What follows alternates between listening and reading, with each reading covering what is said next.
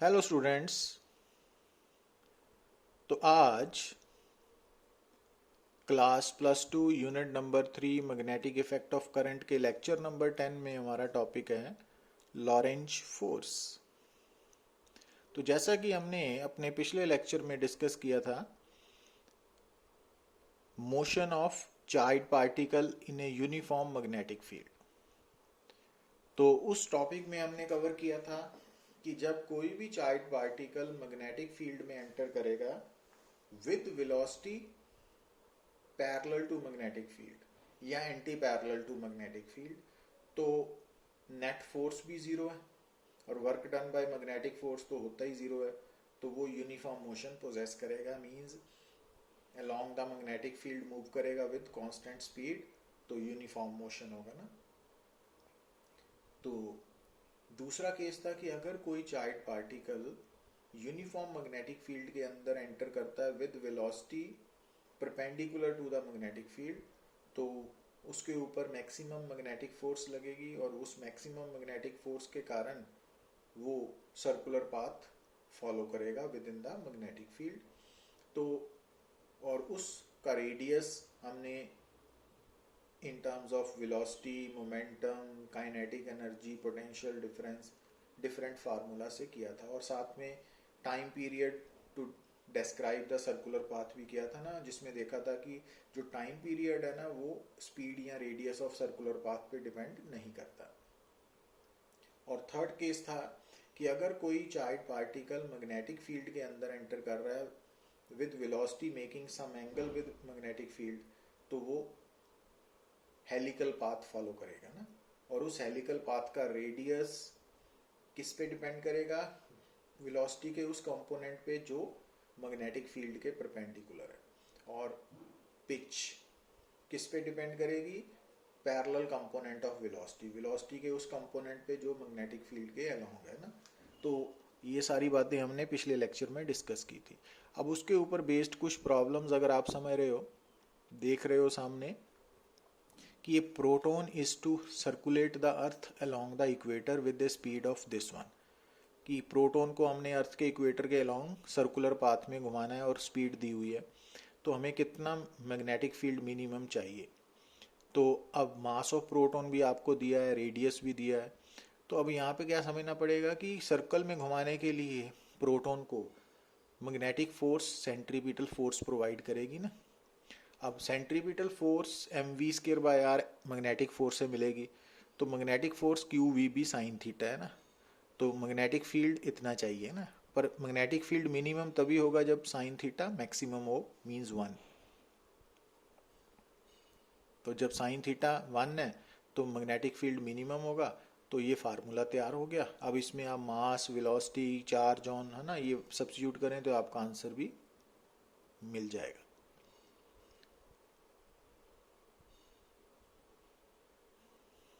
अब problem number 2 में देखिए कि beam of protons enter a uniform magnetic field of 0.3 tesla with the velocity of 4 × 10⁵ metre पर second at an angle of 60 degree to the field. Find the radius of the helical path taken by the beam.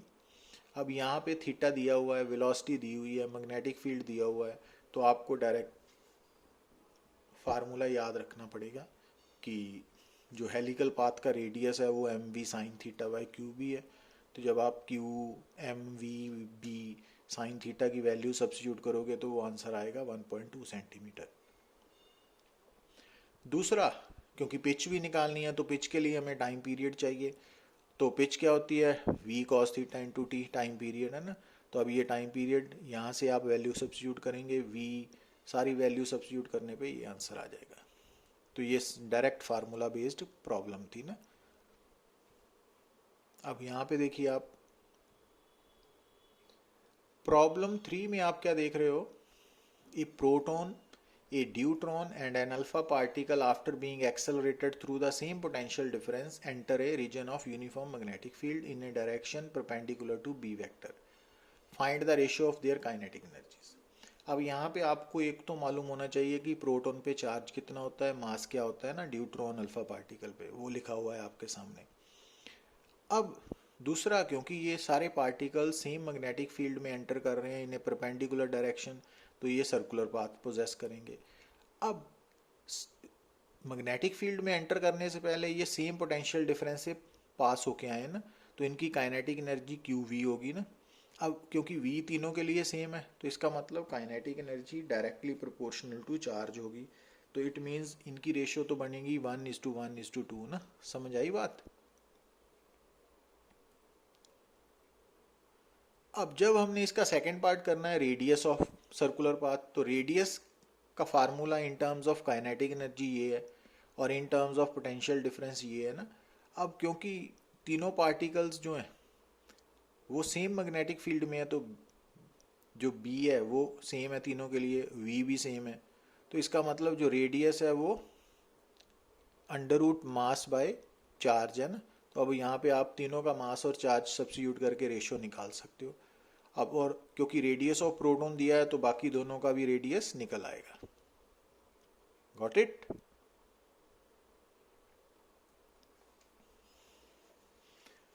अब यहां पे देखिए आप,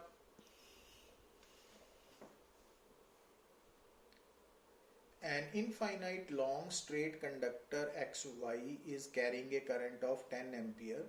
An electron is moving with the speed of 10 raised to power 5 meter per second parallel to the conductor in air from point A to B as shown in figure. The perpendicular distance between the electron and the conductor XY is 20 centimeter. Calculate the force experienced by the electron and direction of this force. अब यहाँ पे समझने वाली बात मालूम क्या है, यहाँ पे चार्ज पार्टिकल है इलेक्ट्रॉन, और ये इलेक्ट्रॉन जिस जगह पे मूव कर रहे हैं ना वहां पर स्ट्रेट कंडक्टर का मैग्नेटिक फील्ड है।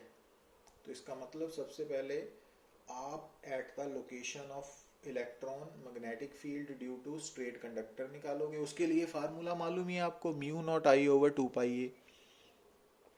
अब आई गिवन है, ए भी गिवन है, परपेंडिकुलर डिस्टेंस तो सेंटीमीटर में है ना 20 सेंटीमीटर, उसको मीटर में कन्वर्ट कर लिया हमने, तो ये मैग्नेटिक फील्ड आ गया। दूसरी बात, अब जिस जगह पे इलेक्ट्रॉन है वहां पर जो स्ट्रेट कंडक्टर का मैग्नेटिक फील्ड है वो किस तरफ होगा, वो हम राइट हैंड थंब रूल से निकाल सकते हैं ना।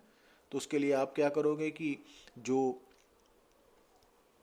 अगर ये स्ट्रेट कंडक्टर है तो अगर हम ये करंट की डायरेक्शन है ऐसे है ना, तो यहाँ से आप देखिए क्योंकि जो स्ट्रेट कंडक्टर इलेक्ट्रॉन उसके ऊपर है फिगर के अकॉर्डिंगली ना, तो ऊपर पर मैग्नेटिक फील्ड कैसे निकालेंगे। आप देखिए कि अगर ये पेन स्ट्रेट कंडक्टर है और थंब मैंने करंट की डायरेक्शन में किया हुआ है, तो ऊपर से मेरी फिंगर्स कर्ल होके बाहर की तरफ आ रही हैं, तो डॉट, यहाँ पर मैग्नेटिक फील्ड डॉट की फॉर्म में होगा ना राइट हैंड थंब रूल में। अब इलेक्ट्रॉन नेगेटिवली चार्ज पार्टिकल है, ठीक है, और उसकी वेलोसिटी और मैग्नेटिक फील्ड आपस में 90 डिग्री है, तो मैक्सिमम मैग्नेटिक फोर्स लगेगी QVB, वो निकाल ली। अब इसकी डायरेक्शन निकालने के लिए आप क्या करोगे, Fleming's left hand rule apply करोगे ना। तो फ्लेमिंग्स लेफ्ट हैंड रूल अगर आप अप्लाई करते हो तो आपके लेफ्ट हैंड की फिंगर्स, फर्स्ट फिंगर अंदर की तरफ होनी, सॉरी बाहर की तरफ होनी चाहिए, जो सेंट्रल फिंगर है वो पीछे की इस तरफ। क्यों?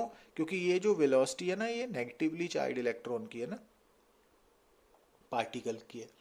तो जिस तरफ, वैसे फ्लेमिंग्स लेफ्ट हैंड रूल में क्या होता है कि जो सेंट्रल फिंगर है वो direction of motion of charge particle की तरफ होगी ना, बट वो पॉजिटिव होना चाहिए। यहाँ पे नेगेटिव है तो उल्ट होगी ना, ये बताओ। तो उस वक्त आपका जो स्ट्रेच्ड थंब है ना वो डायरेक्शन ऑफ मैग्नेटिक फोर्स बताएगा ना। तो इस तरह से आपने सॉल्व करना है, ठीक है। तो ये अब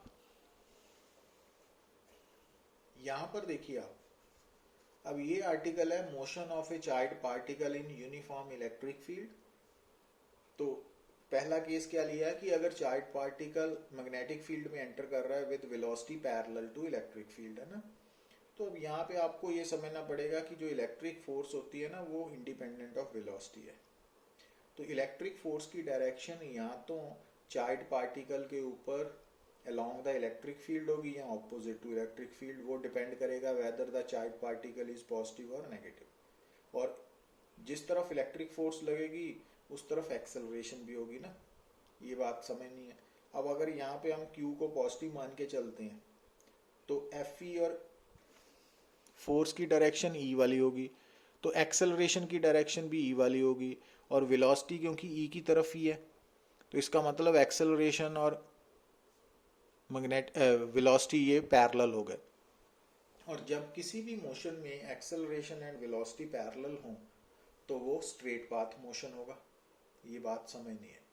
पर क्योंकि पार्टिकल एक्सेलरेट हो रहा है तो स्ट्रेट पाथ मोशन में अगर वो एक्सेलरेट हो रहा है तो उसका मतलब स्पीड बदल रही है ना। अब स्पीड कैसे चेंज होगी कि अगर एक्सेलरेशन और वेलोसिटी के बीच में एंगल एक्यूट एंगल है लेस देन 90 डिग्री, जैसा कि यहाँ पे तो 0 डिग्री है ना, तो वो स्पीड अप होगा। तो अब क्योंकि जो फोर्स लग रही है वो किस डायरेक्शन में लग रही है, इलेक्ट्रिक फील्ड की डायरेक्शन में, और जो डिस्प्लेसमेंट हो रही है वो भी इलेक्ट्रिक फील्ड की डायरेक्शन में ही हो रही है, तो इसका मतलब work done by electric force positive होगा, तो स्पीड और काइनेटिक एनर्जी भी चेंज होगी, मीन्स बढ़ेगी, है ना। तो कहने का मतलब ये है कि अगर कोई charge particle uniform electric field में एंटर करेगा with velocity parallel to electric field, तो उसकी momentum, velocity, speed, kinetic energy ये सब चेंज करेंगे, है ना। और अगर ये चार्ज पार्टिकल प्लस है तो इंक्रीज करेंगे ना। पर अगर यही नेगेटिव होता चार्ज पार्टिकल तो उस केस में एक्सेलरेशन और वेलोसिटी ऑपोजिट होने के कारण ये स्लोइंग डाउन होना था ना, पर फोर्स लगने के कारण मोमेंटम और वेलोसिटी ने तो चेंज होना था, पर किस कारण चेंज होना था, स्पीड के कम होने के कारण काइनेटिक एनर्जी ने भी कम होना था ना, क्योंकि यहाँ पे वर्क डन नेगेटिव होना है। उल्टा हो गया ना पहले वाला केस।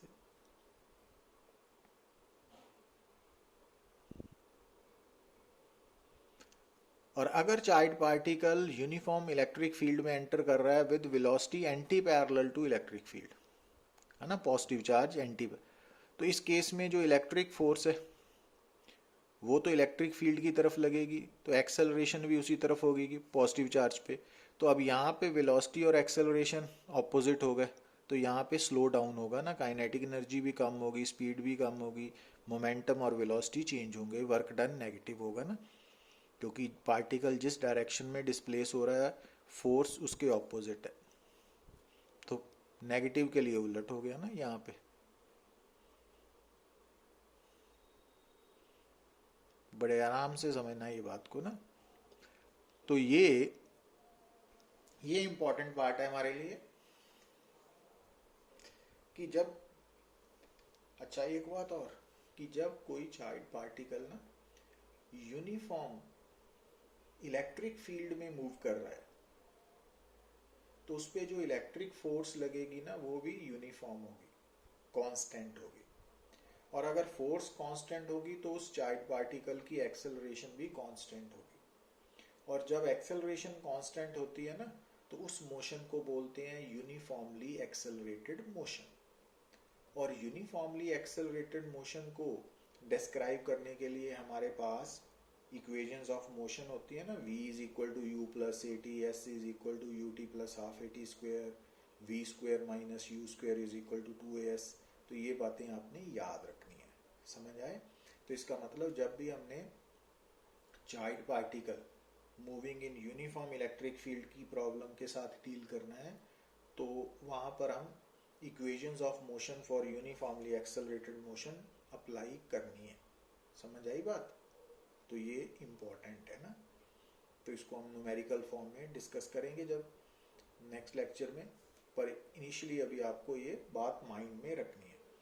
अब यहाँ पे तीसरा केस है कि अगर कोई charge particle uniform electric field में एंटर कर रहा है और एंटर करते वक्त उसकी वेलोसिटी इलेक्ट्रिक फील्ड के परपेंडिकुलर है, तो इसमें हमने क्या किया, अब यहाँ पे देखिए, अगर वेलोसिटी इलेक्ट्रिक फील्ड के परपेंडिकुलर है ना तो इट मीन्स इलेक्ट्रिक फोर्स भी इनिशियल वेलोसिटी के परपेंडिकुलर होगी, एक्सेलरेशन भी परपेंडिकुलर होगी इनिशियल वेलोसिटी के।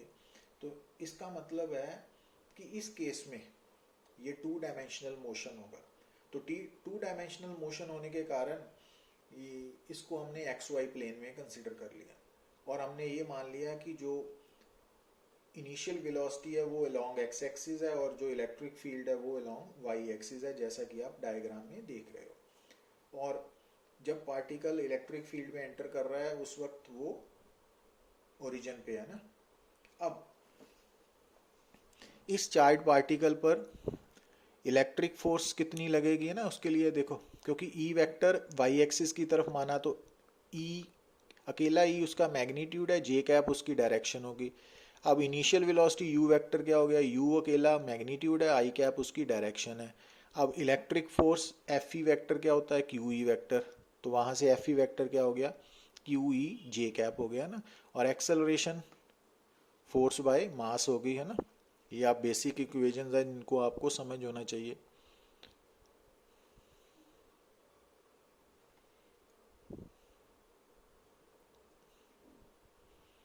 अब क्योंकि एक बात क्लियर है कि एक्सेलरेशन यूनिफॉर्म इलेक्ट्रिक फील्ड के अंदर कांस्टेंट है, यूनिफॉर्म है, तो इट मींस ये मोशन भी यूनिफॉर्मली एक्सेलरेटेड मोशन होगा। अब जो पार्टिकल है वो initially at time zero origin पे है, तो उसका इनिशियल पोजीशन वेक्टर भी ज़ीरो है ना। तो m यहाँ पे मास ऑफ चार्ज पार्टिकल है। तो अब क्योंकि एक्सेलरेशन कांस्टेंट है तो यहाँ पे हम क्या लिखा सकते हैं, equations of motion in uniformly accelerated motion की किसी भी इक्वेशन को अप्लाई कर सकते हैं। बट यहाँ पे कौन सी रिक्वायर्ड है, तो आपको मालूम होगा s is equal to u t plus half a t square. अब एस क्या होता है वहाँ पे, डिस्प्लेसमेंट। डिस्प्लेसमेंट क्या है, final position vector minus initial है ना। तो टू डायमेंशन में अब इसको हमने r vector final position vector is equal to initial position vector plus u t plus half a t square लिख लिया ना ऐसे वेक्टर फॉर्म में। अब आर वेक्टर क्या है कि आफ्टर टाइम टी, जब यहाँ पे है ना, जब पार्टिकल एंटर कर रहा है इलेक्ट्रिक फील्ड उस वक्त का टाइम ज़ीरो है, तो आफ्टर टाइम टी वो मान लीजिए कहाँ पे पहुँच गया, पी पे, पी तक आ चुका है। और जो पी पॉइंट है उसके पोजीशन कोऑर्डिनेट्स हैं एक्स वाई और उसका पोजीशन वेक्टर है आर वेक्टर। अब क्योंकि इनिशियली एट टाइम ज़ीरो वो ओरिजिन पे है तो आर नॉट वेक्टर तो ज़ीरो हो गया ना। तो जब हमने u vector r naught vector a vector की वैल्यू सब्सिट्यूट की तो राइट हैंड साइड ये बन गई, और लेफ्ट हैंड साइड पे क्योंकि जो एट टाइम t है, अगर फाइनल पोजीशन कोऑर्डिनेट्स x और y हैं तो इसका मतलब जो r वेक्टर है उसको आप एक्स आई कैप प्लस वाई जे कैप लिख सकते हो ना। ये आपको वेक्टर की समझ होगी तो समझ आ रही है बात। तो ये आ गया क्वेश्चन है ना सेवंथ। अब यहाँ पे आप दोनों साइड्स की coefficients of I cap and J cap को इक्वेट करें तो x की वैल्यू आ गई, y की आ गई है ना। अब अगर आप इक्वेशन नंबर 8 से टाइम की वैल्यू निकाल के नाइन्थ में सब्स्टिट्यूट करेंगे तो ये इक्वेशन ऑफ पैराबोला बन गई ना। तो इसका मतलब है, अब यहाँ पे बात क्या समझनी है हमने, इसका मतलब है कि अगर कोई charge particle uniform electric field में एंटर करेगा perpendicular to the electric field तो वो पैराबोलिक पाथ फॉलो करेगा, और उस पैराबोलिक पाथ की इक्वेशन ये होगी ना, दिस वन। और ये x और y in terms of time है ना। तो इसका मतलब कि अगर चार्ज पार्टिकल ने x डिस्टेंस कवर किया तो उसकी परपेंडिकुलर डिस्प्लेसमेंट y कितनी होगी वो आप यहाँ से निकाल सकते हो ना, ये वाली, इस इक्वेशन से भी और इन टर्म्स ऑफ टाइम से भी निकाल सकते हो।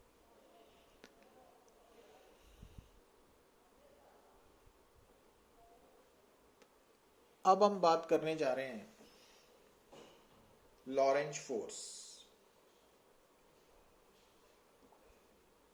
अब यहां पे ध्यान दीजिए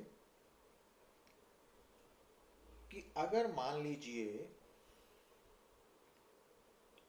किसी गिवन प्लेस पे एक ही टाइम पे एक ही समय पे electric field plus magnetic field, मतलब दोनों फील्ड्स एग्जिस्ट कर रहे हैं एक ही जगह पे एक ही टाइम पे, इलेक्ट्रिक फील्ड भी और मैग्नेटिक फील्ड दोनों ही एग्जिस्ट कर रहे हैं, और वहां से एक चार्ज पार्टिकल मूव कर रहा है। तो वो चार्ज पार्टिकल इन जनरल अगर बात करें तो इलेक्ट्रिक फील्ड के कारण इलेक्ट्रिक फोर्स एक्सपीरियंस करेगा और मैग्नेटिक फील्ड के कारण मैग्नेटिक फोर्स। तो इट मीन्स उस चार्ज पार्टिकल पर दोनों फोर्सेस लगेंगे ना। तो नेट फोर्स क्या होगी, इलेक्ट्रिक और मैग्नेटिक फोर्सेस का वेक्टर सम।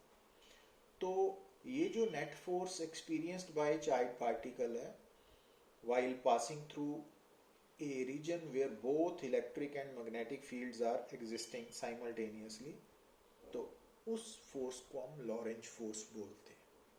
समझ आई बात? That is the Lorentz force. तो लॉरेंज फोर्स जो कि है vector sum of electric and magnetic forces experienced by a charge particle moving through a region where both electric and magnetic fields are existing simultaneously. तो एक ही समय पे है ना। अब ये जो Fe है ना, इलेक्ट्रिक फोर्स, इसका पूरा नाम हम बोल देते हैं लॉरेंज इलेक्ट्रिक फोर्स, और जो Fm है मैग्नेटिक लॉरेंज फोर्स। और जो लॉरेंज फोर्स है उसमें ये दोनों फोर्सेस इंक्लूडेड है ना। Got it? अब क्योंकि electric force q E vector होती है और magnetic force q into v cross B होती है ना, तो जब ये वैल्यू सब्स्टिट्यूट की तो ये क्यू कॉमन निकाल के ये फार्मूला लॉरेंज फोर्स का बन गया। तो लॉरेंज फोर्स का ये फार्मूला है ना।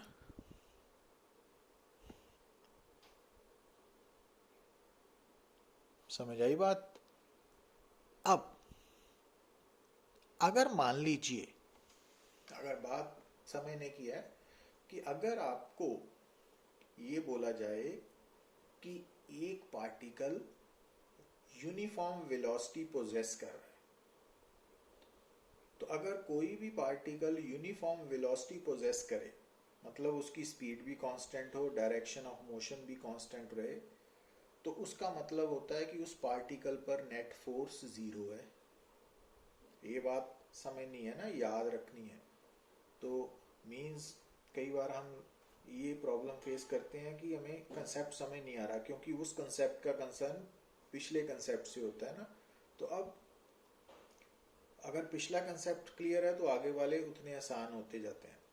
तो अब जो +1 है उसमें आपको पढ़ाया जाता है कि अगर कोई पार्टिकल यूनिफॉर्म मोशन पोजेस कर रहा है या यूनिफॉर्म वेलोसिटी से मूव कर रहा है, तो उस पर नेट फोर्स जीरो होगी। ये बात याद रखनी है। अच्छा, अब मान लीजिए हमें स्टेटमेंट में दिया हुआ है कि एक चार्ज पार्टिकल है जो उस रीजन से पास कर रहा है जहां पर electric and magnetic fields both are acting simultaneously, पर उस चार्ज पार्टिकल की जो वेलोसिटी है वो कांस्टेंट है। मींस आपको स्टेटमेंट में क्या दिया हुआ है कि एक जगह पे electric field and magnetic field एक ही समय पे एग्जिस्ट कर रहे हैं, और जब वहां से एक चार्ज पार्टिकल निकल रहा है तो उस चार्ज पार्टिकल की वेलोसिटी कांस्टेंट है। वेलोसिटी कांस्टेंट मींस ना तो उसकी स्पीड बदल रही है और स्ट्रेट पाथ फॉलो कर रहा है। तो उसका मतलब क्या हो गया कि जो इलेक्ट्रिक और मैग्नेटिक फील्ड के कारण उस पर लॉरेंज फोर्स लगनी थी वो जीरो है। ठीक है ना, जीरो है। तो अगर लॉरेंज फोर्स जीरो है तो इट मींस इलेक्ट्रिक और मैग्नेटिक फोर्सेस का सम जीरो है, वेक्टर सम। अगर दो फोर्सेस का वेक्टर सम जीरो हो तो इट मींस दोनों फोर्सेस का मैग्नीट्यूड और डायरेक्शंस इक्वल बट ऑपोजिट होंगी ना। मैग्नीट्यूड्स बराबर होंगे और डायरेक्शंस ऑपोजिट होंगी ना। तो ये इक्वेशन बता रही है, और ये बता रही है कि दोनों के मैग्नीट्यूड्स बराबर हैं और डायरेक्शंस ऑपोजिट हैं। तो अब अगर मैग्नीट्यूड्स बराबर होंगे, है ना, तो अब मैग्नीट्यूड्स कैसे निकलते हैं? अब इलेक्ट्रिक फोर्स का मैग्नीट्यूड क्यू ई है और एफ एम का क्यू वी भी साइन थीटा। पर अगर हम ये मान लें, अगर साथ में ये कंडीशन दी हो कि जो इलेक्ट्रिक फील्ड है, मैग्नेटिक फील्ड है और जो पार्टिकल मूव कर रहा है उसकी वेलोसिटी, ये तीनों म्यूचुअली परपेंडिकुलर है। ठीक है ना, ये बात अगर साथ में हो तो इसका मतलब हो गया कि मैग्नेटिक फील्ड एंड वेलोसिटी में एंगल जो साइन थीटा है वो साइन 91 हो गया ना। तो इसका मतलब एफ ई क्यू ई हो गया और एफ एम क्यू वी भी हो गया, है ना। तो अब जब इस वैल्यू को यहाँ पे सब्स्टिट्यूट करेंगे तो वहाँ से वी रिलेशन आ गया ना, ये वाला। तो ये बड़ा इंपॉर्टेंट रिलेशन है। तो अब ये रिलेशन जो है इसको हम as a velocity selector use करते हैं ना, कि इस रिलेशन को आप कैसे याद रखोगे कि अगर मान लीजिए एक ही जगह पे electric field, magnetic field exist कर रहे हैं, इलेक्ट्रिक और मैग्नेटिक फील्ड एक दूसरे के परपेंडिकुलर हैं, और साथ में जो चार्ज पार्टिकल है वो जब इस रीजन से पास कर रहा है तो उसकी वेलोसिटी इलेक्ट्रिक फील्ड के भी परपेंडिकुलर है और मैग्नेटिक फील्ड के भी परपेंडिकुलर है। और जब ये पार्टिकल इस रीजन से पास कर गया तो उसकी वेलोसिटी पे कोई फर्क नहीं पड़ा ना, उसकी वेलोसिटी कांस्टेंट रही।